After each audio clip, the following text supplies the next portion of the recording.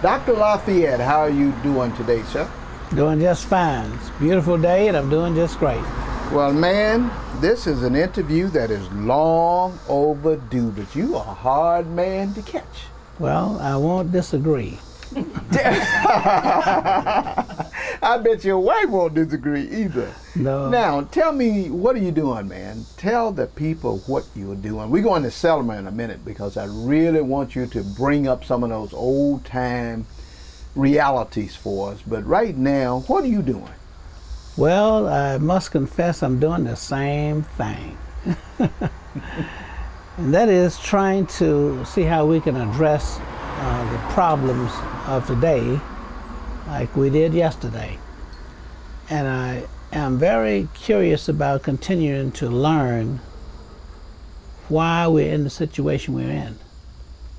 And that's one of the reasons why I'm not considered a veteran of the movement, because I haven't retired.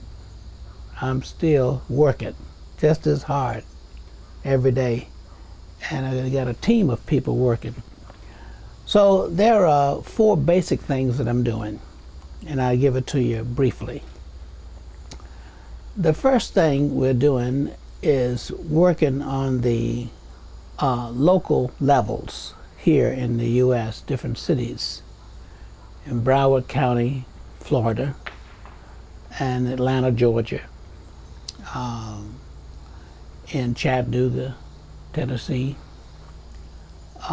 California, around Los Angeles area, as well as Rhode Island. And that's what those are the areas that we're working with now. And the project has to do with dealing with the dropout rate and the incarceration of youth, which is related. Those who drop out usually drop in your house when you're not at home. Yeah, you got that right. So what we've got to do is figure out why they drop out. Because if we don't get to the root of the problem, we won't be able to really solve it. So I've been doing research and study on the root of the problem, but my research is action research. In other words, we have an action project that's going that reveals information and knowledge that we can use to deal with the problem.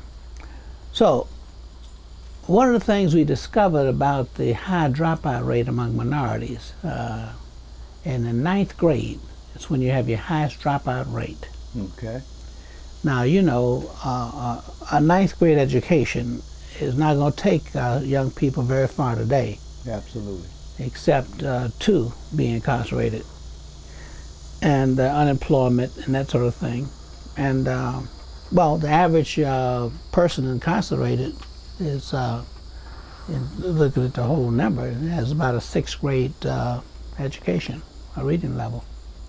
So we had to say, how do we get at this problem?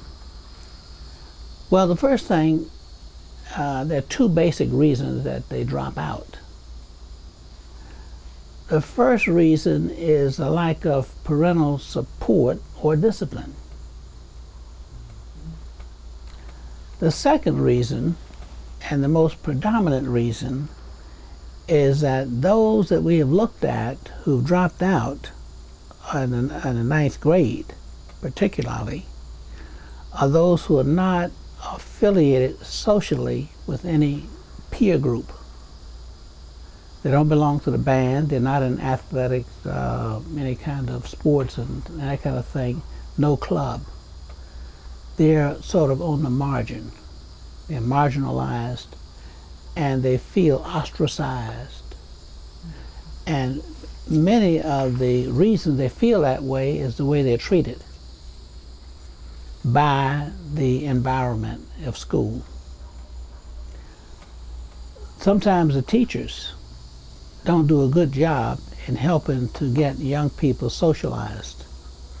They're good at penalizing, but they don't do too well at socializing, some of them, helping young people become part of a group, but also helping the group, like the students in the class, learn to accept someone who's different. And you have students who have different levels of development, social development, and some act sort of awkward, you know, and look kind of maybe different, and they become the object of ridicule and laughter, and they pick on them. And sometimes young people become the victim of bullying. And what I found out is some of the bullies are the ones who feel left out. And they're concerned about the way people look at them. And this is something that, you know, we need to understand, that there is a violent look. There's a look that causes people to feel as they say it. Right. I agree with that. Disrespected, discounted, okay, and dissed out. Mm-hmm. There's a look. So the violence that we are looking at is many times non-physical. It's sometimes words that people say, and I think probably what students or young people say to each other is much more hurting, because some people retaliate physically even though they haven't been, you know, the victim of a physical attack. I think it's very much related to those who find themselves in positions of Columbine. In every instance where we've seen the national consequences of this kind of thing, there have been young people who have not felt part of the community. So therefore they have anti-community feelings.